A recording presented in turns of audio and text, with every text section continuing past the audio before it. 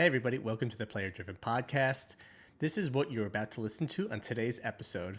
We are meeting with Michael Csokas. He is the founder of Iron Octopus Productions. We're going to talk about things like the transferable skills you can get from within gaming, storytelling and the importance of it, specialization and learning what you're good at and what you're not good at, the lessons you've learned from maybe posting on Steam or things you want to know before doing so, and community building and the importance of that. So it's a lot of good stuff from Michael in this episode, and they're building a really cool game, so we hope you enjoy it. Enjoy the episode. Good morning, everybody. Welcome to the Player Driven Podcast. Greg here. Today, we have a fun episode. We are joined by Michael Csokas. He is the founder of Iron Octopus Productions. We are going to talk about how he got into gaming and building games. Michael, thank you so much for joining us today. Is there anything you'd like to say about yourself? Thanks, Greg. This is new. First podcast. So this is definitely, if this is part of the process, I'm liking it.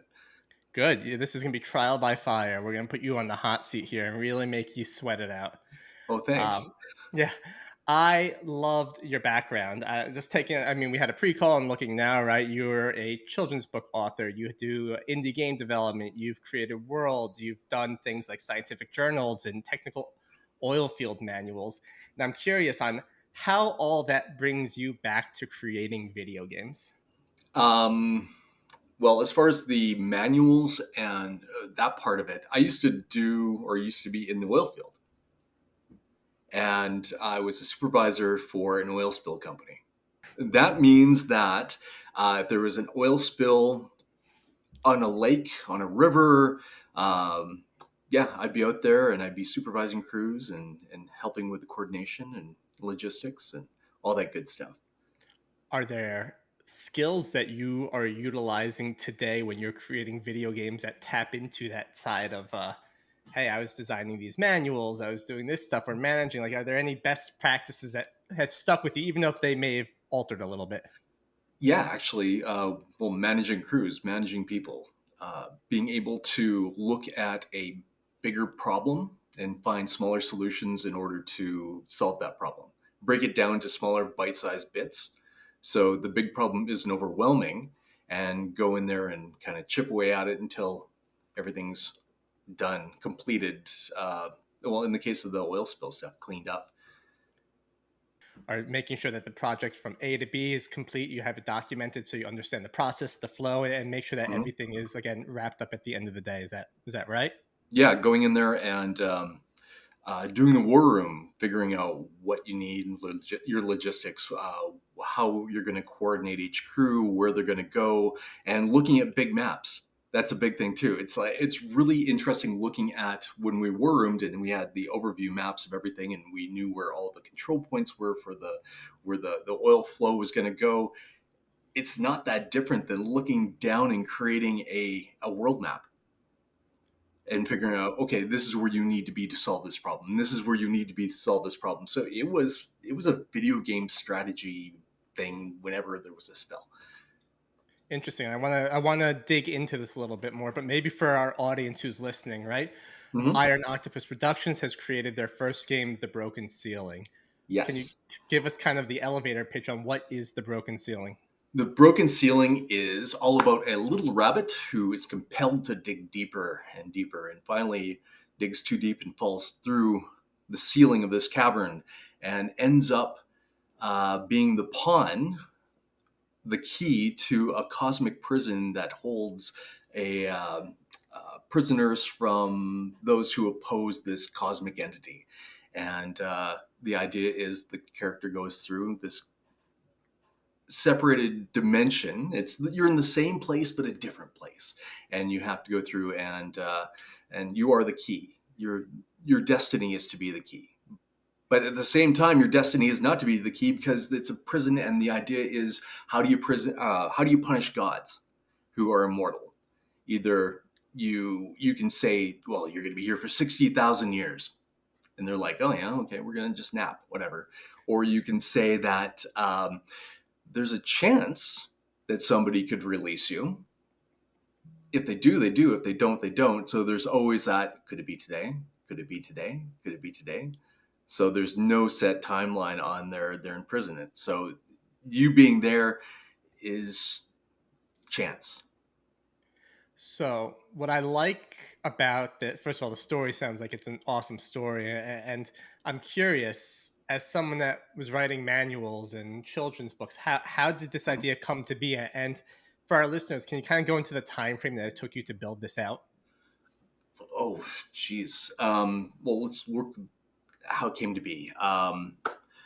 I started, or I got out of the oil field stuff, and I started doing video games in 2018, which is, yeah, before the dark, or so yeah, before the dark times, right?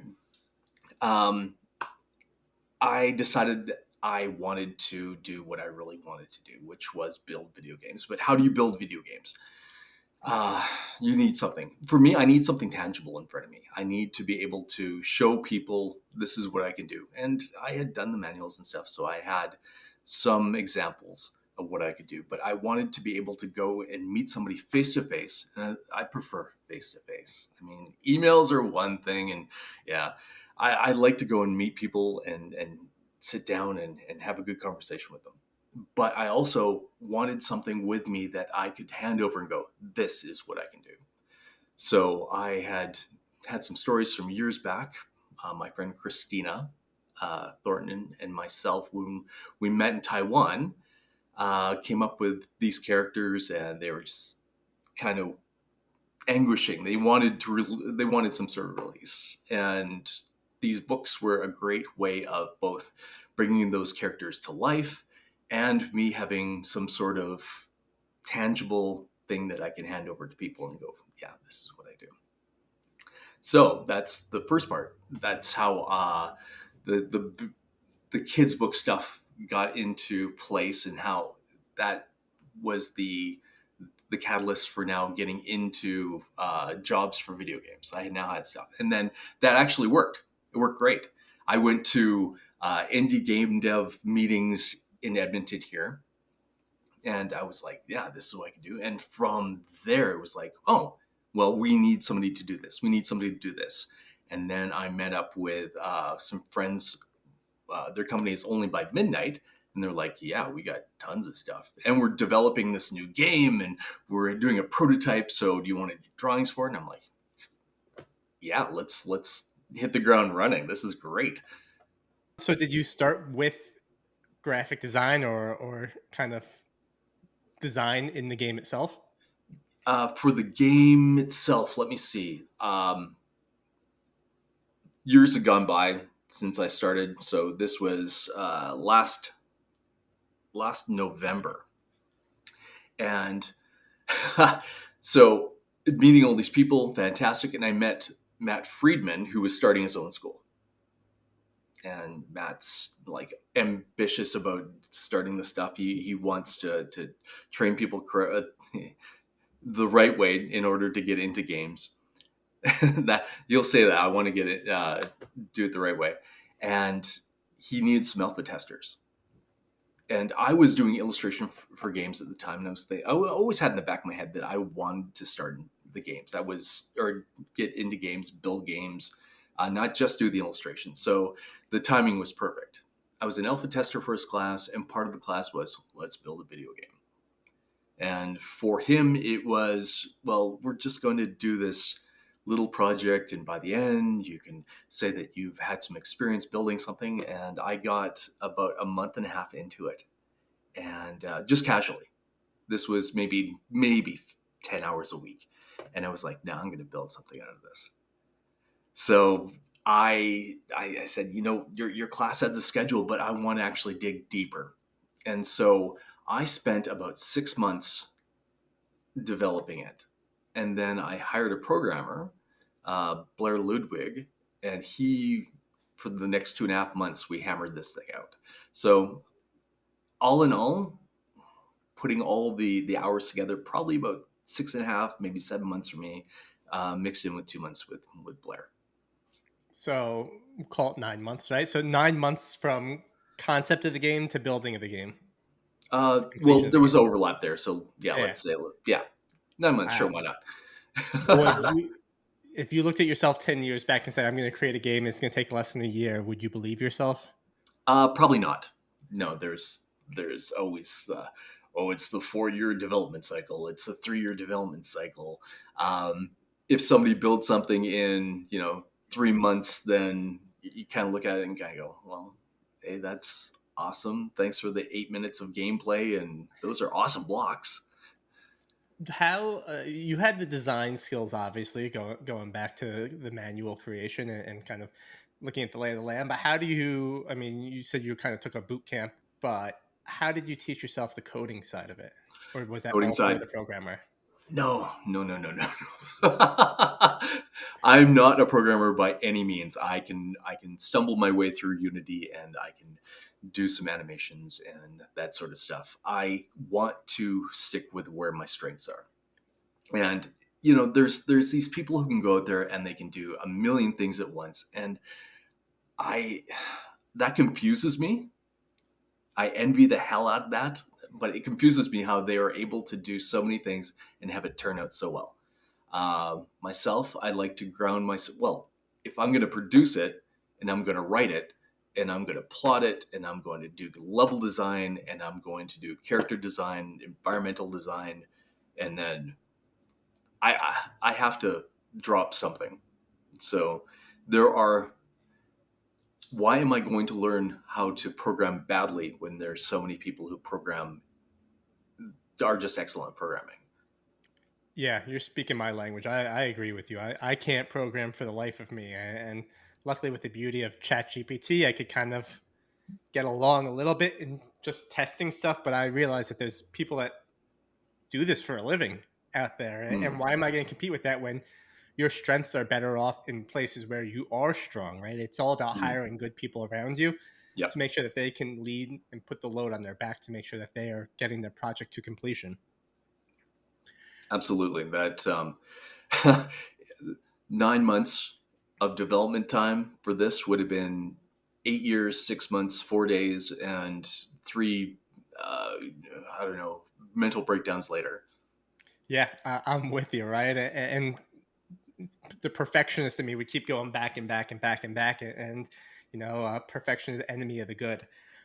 So I always believe that, and I like that surrounding yourself with good people will help you get your project to the finish line. But Mhm. when we first started talking, you've said something great that it's hard to stop once you get going. Right? You are a night owl. You love working. So when you do work on the game, what are the skill sets that you think you're tapping into? What is your, for lack of a better word, day to day like? Wake up and build a liter coffee. That's the first thing. Lots of creamer, and then let's go to work. I work a bit on the mechanics. I'm constantly uh, watching walkthroughs to see that looks interesting. That looks interesting. Nothing happens in a vacuum. No matter what anybody says, they can't just work in a white room. They have to have some sort of inspiration. It's either doing some writing one day or working on mechanics another day, or like right now, I'm working on character designs, and I got my tablet right in front of me right now, and it's chipping away at that. I spent last week, no, last 10 days working on the area map for this, and I know that this area map is going to be blown out. It's no matter what happens. Yeah, what they say, no engagement goes perfect to plan. It's always blown at the first second. Um, but anyway, I want to have enough resources in front of me that I can hand it off to somebody else and then go, oh, that's what you were thinking. But my day to day is sit down in front of the computer and uh, go, go, go. It's either drawing or it's designing or it's story or it's yeah, and no 2 days are exactly the same. How big is your team right now? Two people. So how do you kind of delegate and manage? Right now I'm working on a pitch for CMF, and that's what I'm developing right now. So it's I've got to get everything out of my head in order to get the people that I need for this. And I mentioned earlier that I had gone to indie game dev meetups. Game Camp here in Edmonton is one of those. Uh, Tons of indie developers are there, and it's the writers and the musicians and the programmers, et cetera, et cetera, et cetera. Um, when the time comes, like I have a great resource. There's tons of people in Edmonton who can do this stuff, and I just need to, show my stuff. Who's interested? Let's go. Um, or that's how you get it started off. Later on, when it's picked up momentum, and I need, you know, this person here for this job specifically, then yeah, the interviews start. What has been the hardest transition to running a studio like you're doing now compared to what you were doing before? Are there skills that say that didn't come naturally to you that you're trying to force yourself into? Taxes. Taxes. Taxes. There you go. Honestly, that it's like two, like it's a South Pole meeting a South Pole at that point. It just does not want to happen. There you go. In the market for a finance person, huh? Yeah, no kidding. I got a great accountant. It's just I need to get everything ready and prepared for him, and all that stuff, and oh, receipts. My wife is an accountant, so she yells at me all the time: receipts, receipts, receipts, invoices, receipts, receipts. Like, all right, it's What's your ingrained in me. mileage? Yeah, right. It's too much work. Uh, how is the indie game scene in Edmonton? It is vibrant. Um, I go to the game camp meetings, and we have 30, 40, 50 people show up. No problem. Wow. And that's a monthly deal. There's other indie game communities in Edmonton. So it's, yeah, hundreds of people. Um, and everybody's interested in building their favorite thing, right? Hmm. So lots of really ambitious people, lots of people who want to put something out, and they want to be around like-minded people uh, who are also in that boat. It can be lonely doing this stuff, so having those people around is fantastic. Also, there's the game jams that are put on in Edmonton. There's the Alberta Game Jam that happens we had August last year, and then we have the Global Game Jam that is happening at the end of January of this year. And there's 100 people that show up to that. And you're familiar with game jams, right? I am. Yeah. Okay. Okay. And in case anybody in the audience is like, what's a game jam? Um, 48 hours, Friday afternoon till Sunday afternoon. We get a venue. People bring their equipment, their computers, their whatever, and it's not just programmers. It's the artists, and it's the musicians, and it's the story writers, and they all to get together. We break them into smaller groups, give people a topic, and then for 40 hours you build a game. It's a Yeah. great way to get creative people thinking. I know there's game jams all over. If anyone listening is interested, you could Google game jam in a city near you, and there's a good opportunity or a good chance that Mhm. there is something that exists there. It's a great way to see what people could build in a quick period of time and what works and what doesn't work. Absolutely. Uh, and the last few that I've been to, they've all had something that they put out. There is a playable game by the end of it. It's it's not going to be like Diablo. It's not going to be AAA. Yep. But if you can get things moving around with a scoreboard and actually a playable, you're there's some sort of playable element to it, then you succeeded. You've worked with a team. You've used your skill in a game scenario. Um, and you've come up with a concept and executed. So yeah, it's a whole bunch of win-wins.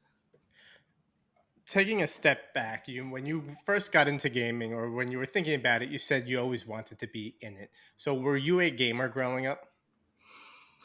I was, oh my god, I started off with an Apple IIe. Yeah, and I played the heck out of like Conan the Barbarian on that thing, and I played the King's Quests, and I played Space Quest, and I played lots of those uh, solve the puzzle games, and Ultima. Oh, geez, yeah, I played the hell out Ultima of Ultima. Online, nice. Yeah, um, And so that was when I was a kid, and I watched the pixels run across the screen, and it was like, I want to draw pictures of what the pixels actually like. So yeah, that was the impetus for it. It was, I knew that it was fun. In my head, I knew that there were, these worlds, and my brain was filling in the gaps. But what I saw on screen, just there's some sort of break between the two, and I wanted to be a person who could fill in the gaps of those breaks.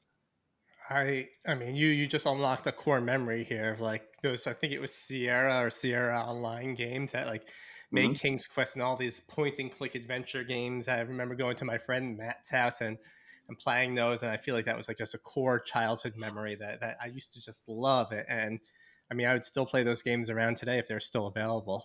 I'm sure they are. Oh, they are. They are. And yeah, going over to my friend Chris's house, and yeah, it would be okay. We'd start on Friday, Yep, all and week. then school's on Monday. Okay, got to leave on Sunday. Damn it. Um, So so you kind of started with King's Quest and those types of games. So now you're yeah, creating the Broken Ceiling, which is a cosmic horror game. It's yeah. still got kind of that top-down view, which I could kind of see kind of resembles kind of the older school games and Hmm. styles of games. And cosmic horror is a unique genre. Yes, Why there? it's a good question. Um, with the children's books and the more technical stuff that I was doing, it seemed like I was kind of locked into different things. It was either I was doing kids things or I was doing reality things. And I'd liked the genre, like In the Mouth of Madness and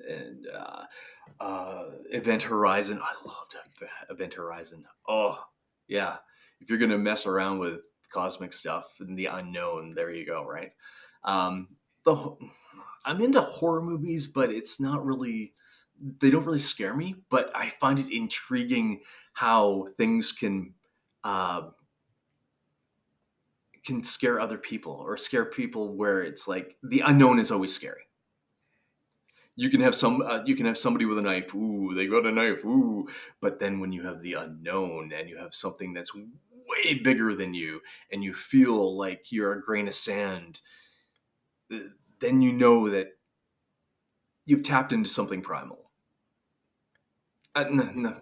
Somebody chasing with a knife, primal as well. Okay, don't get me wrong, but you're tapping into your the idea that you are just the smallest piece of the universe, and you know nothing, Jon Snow. Yeah, it's like a Yeah, suspense, right? yeah. You're just a cog in a giant wheel of life, and Mm. kind of it's alarming and dooming when you think about the giant picture of what is out there. And to think that when you're dealing with the cosmic, you're never going to know what is actually going on. Yeah, You're not the main character anymore. You are an atom that makes up the main character. So it makes you feel small in the universe. It makes you feel like uh, it's unknowable. Everything is unknowable. But at the same time, you quest to know. So you nothing. It's both futile and inspiring. I want to know, but I'll never know. But I want to know, but I'll never know. yeah. What was the movie? I think it was The Cave or The Descent. Wait, I don't know if you saw The Descent. It's kind of No, they go caving or whatever the word for caving is, and you know, spelunking. spelunking, and they just keep going down and down, and crazy stuff keeps happening, and they're just curiosity Mm-hmm. and the human nature of wanting to understand what's happening keeps them going. And it's just like I feel like the Blair Witch Project isn't much different than that, right? It's like what Mm-hmm. is happening? I need to figure this out. I need to keep going. And like again, no one chasing it with knives, right? Because yeah, sure, getting chased with a knife is scary, but the more is it's kind of messing with your brain and your mind, and that's Mm-hmm. what's truly scary. Mm-hmm. And realizing in in this overall sense, like your own mortality, and how the sun is so much bigger than you, but there's bigger suns, and then there's bigger suns, and then there is like giant black holes that are bigger than the biggest sun. Yeah, you know your place in the universe. I'm wondering how many children you gave nightmares to with your children's book that you illustrated now. Oh no no no no no no no! Those aren't horror. Those are cute. Those are cantankerous animals who build things and have, well, some things explode. But That happens. yeah, it happens. It happens. So I want to talk a little more about how you got into gaming, more so Sure. focusing on your field of illustration and kind of drawing it and visuals on. If someone is coming into this field today and wants to start learning, what are the tools or assets or kind of how do you stay on top of your game? Good question. Um, Tons of tutorials. David Finch or Dave Finch. He is a DC artist that I frequent his YouTube channel. His Batman stuff is freaking awesome. Like, I love it. A big fan of Jim Lee back in the day. Um, I'd say Rob Liefeld, but his first stuff was really good, and then he got no feet. Uh, I know it's the big joke with Rob Liefeld, right? But um, and it's always looking around and having things spark. Like, oh, that looks really cool. I wonder what that would look like. It's curiosity mixed with ambition, mixed with wanting to develop talent. It A person may have innate talent, but if you're not looking for ways to improve or curious about stuff that you see that's way better than you and how can I get better, then you're done. You're a boat in the ocean. You're innate talent. What do they say? Like, somebody who wants and strives, who doesn't have innate talent, will typically go farther than somebody who has it, because you just get lazy. Oh, I'm good at that. Don't worry about it. Nah, it's all Yeah, you always need to practice, right? I good. mean, It's always practicing, and I'm always looking up reference, and I'm always looking up at somebody who's better than me. Yeah, yeah. Um, and watching or looking at games that have the coolest artwork. Looking at stuff like, even, well, not even Hades. That art style, damn. Like, it's a mix between, I don't know, Mike Minola and um, I don't know how to explain it, but it's abstract twisted with deep shadow, knowing where to put abstract lines to build this absolutely gorgeous and completely comprehensible comprehensible um, image that it looks completely comic book. I love it. Absolutely love it. I love, when you're talking to someone that's an expert in their field, which you are, like, it's just amazing to hear you talk about this because I have played Hades. I've played around with Hades too, and I love it, right? But like, and I think the artwork is great, but when you start talking about the detail of it, it's just like it's amazing when you could see that type of detail. And I've been messing around with my own social media stuff recently in design, and I'm just like, I Hmm. suck at this. Like, I just don't have the eye for it, right? And I can create cool content, but like, it's the whole concept of creating and drawing it up, which Mm. is such a skill. And it's not just that, right? You might find someone that's a skilled audio technician that understands how to put audio in the right time and right place. And it's just fascinating to hear like you're just throwing artists out there. Like it's casually, hey, this style is this style is this, right? And like that's a special talent that you have, right? Like I've heard some of these names before, right? Because my son loves comics, right? But like Mm. it's amazing to be able to reference these different styles by looking at this artwork. And that's an amazing skill to have. Mm. Uh, that was reading a lot of comic books when I was a kid. Arthur Adams, I love Arthur Adams. Oh, jeez, his stuff just pops into my head. Like, every time I draw something, I want to be like that. Yeah. So, taking what you're saying here, as well as something you said earlier of trying to get everything out of your head onto Mhm. like, how do you stay organized? What are the tools that you may use to like, you're gonna like hold up a pen and paper like I have here, right? But like, how do you kind of stay on top of your shit, for lack of better words? Oh, can you see me? I Does can anybody? see you. Okay, yeah, yeah. Hold up the There pen you and go, a paper. giant notebook, Yeah, the giant. color This coded is. too, huh? There we go. Oh my I goodness. love pen and paper. I will put down all my ideas. That book that you saw, that was Um, the game I'm working on right now is maybe a third of a book like that. The game I was working on before was more than three quarters of one of these. I filled them full of ideas, and my organization is chaos.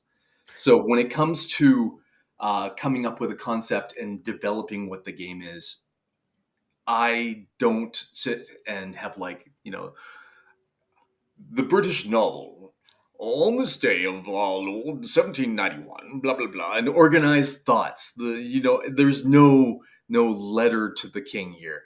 It's I throw everything down. I use multiple colors of inks in order to break up the ideas. And so, if you were to go through my book right now, it would be the ramblings of a madman. Nothing makes sense. There's no arrows pointing. Well, in some cases, there are arrows pointing to things. I doodle and I write down, okay, so this mechanic, and then 2 pages later, it's like, uh, and the blood shall be. Um, so it's all over the place. But I take this and I spreadsheet it. I go through every page and I go, okay, that was an idea for this, and on the 14th page, this is how the mechanic I thought would go, and then I start writing mechanics down, and then I start isolating, and I start isolating, and everything is then you start to see this trickle down organization of things, and so then I'll take that, the spreadsheets and ideas, and then now I got some organized thoughts, and now I can start breaking it up into, okay, so at this part of the game, and then this part of the game, and timeline it, and then it makes sense to me to just get everything out and then start organizing it. I have the vision in my head that's a big puzzle, and I'm taking pieces of it. I'm not building this corner. I'm building this over here, and then I'm building this over here and this over here, and then interconnecting the puzzle. And then I'm seeing a vision. I don't know if that made sense or not. So it all makes perfect sense, and I love it. And I'm just thinking by myself, right? Because I do love taking notes by hand too.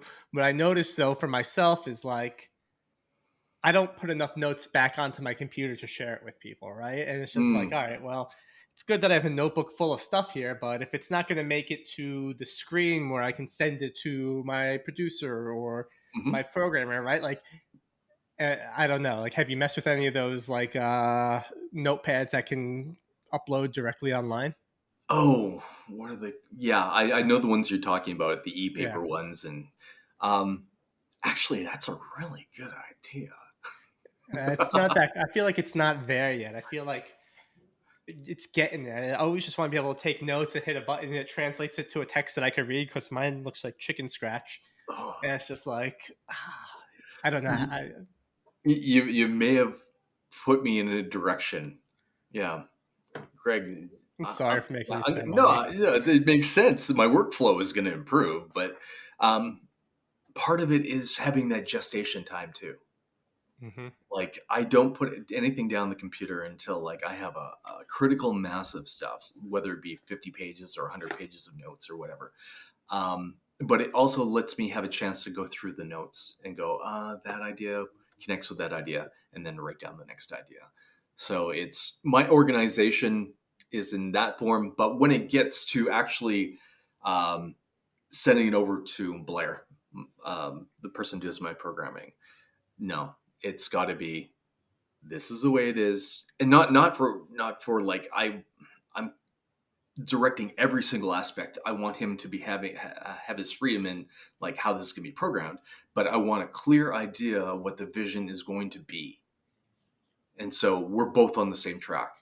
Um, I've been on projects where it's not necessarily game projects, but I've been on other projects where, do you get that? Yeah, I got it, no problem, and you end up with something else completely. And unless there's a clear game plan, expect that because, yeah, as much as I'd love to have telepathy and everybody else should have telepathy and know what I'm thinking, that just does not exist. And yeah, you don't play that game. If you want something done and you have a vision, you don't play games. You don't be lazy. You write it down, you organize the thoughts, you annotate, you put your diagrams for how it's going to go, and then Here we go. We're on the same path. And there is, yeah, if something goes wrong, it's your own damn fault. But if you're building a game, you got to take responsibility for this stuff, right? Yeah. So take responsibility. Don't be lazy. Make sure that everybody has all the information and go over it with everybody. Don't just hand things off. If you hand things off, then there's more interpretation, Yep. and yeah, and then that's your fault again because you were not the one who was leading the charge. If you're building a game and you're leading the charge, lead the charge. That's that point kind of. I've been there before when I've outsourced work before. You know, you can outsource to different countries, and different countries are good at doing different things. And you know, I had this whole idea in my head, and I was just like, all right, I need you guys to build this, and they built it, and they built it exactly what I told them, but none of it sang together. It's just kind of like they built exactly what I built wanted, but without any of the context of what I wanted it to do, and it just all fell apart because they didn't ask questions, which they weren't meant to ask questions, but like, hey, why is it doing this? How should I be doing this? Maybe what my design isn't the best design once they figured out what I'm trying to accomplish. Again, this goes back to what we talked about earlier. Be good or do what you do good and hire people to do things that you're not good at, right? So like Mm, just because I have an idea doesn't mean it's the right idea. I need people to bounce it off of. And I think that's that's where that very true. conversation comes in. That's why you have to explain yourself so people say, oh, this is what you're going for here. This is what we need to do to make it happen. Yes, yes, and they can also go, "Oh, this is what you want. Oh, this is what you want." Yeah. My vision was so clear when I saw this. Here's everything, and they're like, "Well, if you change this to this, I can see what you're doing, but if you change this to this, it'll work better." And you can have the opportunity to go, "Damn, okay, so yeah, let's change this. If it's better, let's do it." Yeah. You then have the excuse me, the opportunity to look at something that is put down in front of you and clear, and they have the same idea, and or they can look at your idea and go, well, maybe we could do a little better. Why not? If it's a good idea, you never ever bypass a good idea. You analyze it and see if it fits. If it fits, put it in. If it doesn't fit, well, you just put it over here in this corner and it will sit quietly until you maybe have another opportunity to use it. Yeah. Let's transition to my last conversation I want to kick off here is your new project is Omega and it's building on top of what you've built with the broken ceiling. The first part of this question is as you're working on this game, there's going to be some point where you're going to start launching it or putting it on Steam. Are Mm-hmm. there any best practices you've learned from the broken ceiling that when you're going to approach Steam, you might want to do something a little different this time? Or does Mm-hmm. that make sense? Oh yeah, for sure. My my experience with Steam with Broken Ceiling, or the Broken Ceiling was, um, huh, that's a really complex interface you got there, and let's try to figure it. Oh god, I watched so many YouTube videos, so many. Ugh. Um, it was definitely a learning experience, and you're the pressure is on because you just don't dive in there and go, hey, let's flick some switches and see what happens. Although ultimately that's exactly what happens. But when you go into the refresh, it's like, I don't want to screw this up. This is an opportunity. I spent time on this. I need to know what's going on. If I don't know what's going on, I'm going to screw myself up. And ultimately, with the first try, first game, whatever, you do screw things up. The first day well, okay, so you have to put in how much you're going to sell the game for, and you do that in advance, way in advance. And the first day I'm like, you know what, I should drop that a bit. It seems a lot. I'm just going to drop it down and everything's good. And as soon as I did that, I locked myself out of the Halloween sale. It's a cosmic horror game, cosmic suspense, whatever you want to call it. I couldn't put a discount on it for Halloween because I changed the price that locked me out of any other price changes because there's a cooldown period. It's crazy. Ow! Ow! Who even does Ow! that? I, uh, I went in to go. Oh, I'm just gonna, let's do a discount on Halloween. Blah blah blah. I'm clicking away. It's like, yeah, why is it grayed out? No, that's the learning curve is there, and as things progress, it'll the curve will flatten out. But what for the next one? Some things that I would like to do is actually, if I'm going to spend a year on this game, if not more, it'll be more. Um, Start the advertising early, and not really advertising it, but start poking things. It's like my social media is like I'm working on the new game, and here's some character concepts, blah blah blah. So I'm posting, and then that's small. But here's the biggest thing that I'm doing. I'm actually taking social media marketing courses starting in January. I've already got them all set up at NATE and uh, Northern Alberta Institute of Technology. I'm taking courses. So, how do I prepare myself for Steam? Educate myself. I talk to so many devs and like, well, marketing, and it makes perfect sense because you don't have, 8 arms and 3 heads, and you can multitask. Well, there, like I said earlier, there are people that can do that, and they make me angry. They really, really do. But but it's to the point where there's so many people who don't know that part of it, and it makes sense that they're building stuff. But for me, I have to take that step off the cliff and go, you know what? I'm going to build my parachute on the way down, but I'm actually going to have some, tools and some materials as I do it. There you go, something to land on. Yeah. So for Steam, actually get some marketing and know some marketing, and start building community, which is that you talk to any social media marketer and they're like, you got to build your community, and anybody who's in this is like, I don't have time to build a community. It's if you want to be successful, you got to have people looking and knowing and advocating for you. If you're building community and people really get into what you're doing, you've got advocates. You got people who are cheering for you, and yeah, it takes a little of the stress off knowing that there's people who want to see you succeed, but it also adds more pressure where it's like I need to build something that they like. It's double headed or double edged sword there. I think Oh, I mean, start up a Discord. That should be a minimum, right? And get people into Discord. And mm-hmm, then what we've spoken to different community managers before in these studios that like the community starts drawing art that they'd like to see in the game, and all of a sudden it's like, oh crap, people are creating content for the mm-hmm, game that they want to see. And to your point, that's great because they're excited. To the other point, is like, oh shit, I need to deliver something then, right? Like, and you yep, can see these games. Manor Lords is like the prime example, right? Like that took off even before the game was out because they built such a strong community. But again, it's another hat that how many hats can one person wear, and screw those people that are wearing every single hat that can do them all because there's mm-hmm. a lot of hours or there's not enough hours in the day, I guess.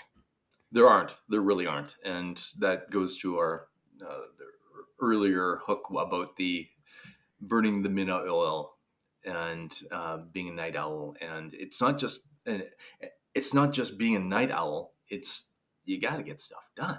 Yeah, Yeah. So you kind of put other things on hold, and it's just if you're on a hook or if you're on a good roll, let's keep going. If you're not, and you got a lot of stuff to do, let's keep going. So I yeah, love it. no rest of the wicked. Michael, I love it. I love what you're doing. I love your story, and I appreciate you sharing it. And That's right. I'm excited to check out Omega. People can check out The Broken Ceiling. It is on Mm. Steam today. You can download it. Wow. Is there anything you want to tell our audience? Any place where we can find you? Let us know your details. Let me see here. I'm on X. Iron Octopus Inc. The name of the company is Iron Octopus Productions Inc. But what makes more sense than Iron Octopus Inc.? There you go. Right? Yeah, yeah, okay. So it kind of occurred to me, right? I'm starting an Instagram. I'm on LinkedIn. So yeah, you can find me under Michael Csokas on LinkedIn. And yeah, yeah, I post pretty regular on X. We will have all of Michael's information on our player driven website. We will convince him to start a Discord so he could build a community, and we'll have everything. It's a great story. This proves that with the right mindset of, hey, I'm good at this and not good at this, and I can find others. Go network, go game jam, go find other people who are better at things that you can't do. You can build a game fairly quickly, and you can build a game that you could sell fairly quickly, and then you could build on that. And I think it's such a cool story of how you go from creating manuals around oil rigs and oil fields and stuff like that into actually building out game worlds. And I think it's fascinating. I was watching some of the videos for the broken ceiling. I love the rabbit. I love him. The darkness plays a huge role in this and kind of navigating the darkness. And I think it's fantastic. And I'm excited to see your progression on Omega. And I Thanks, appreciate you coming out today. And I wish you the best of luck with everything. Greg. Thank you so much for having me on here. This is yeah, this was fun. I liked it. Hey, all, I hope you enjoyed today's episode with Michael. We got to talk about storytelling and unique game concepts. We talked about how you don't have to do everything yourself and how mistakes happen, but you can learn from them, about posting to Steam, and how you can start to build your community early. It was a really great episode, and we hope you join us again next week when we have another great interview. In the meantime, you can check out playerdriven.io, check out our Discord, and come hang with us and let us know what you think. Thank you, and have a great rest of your week.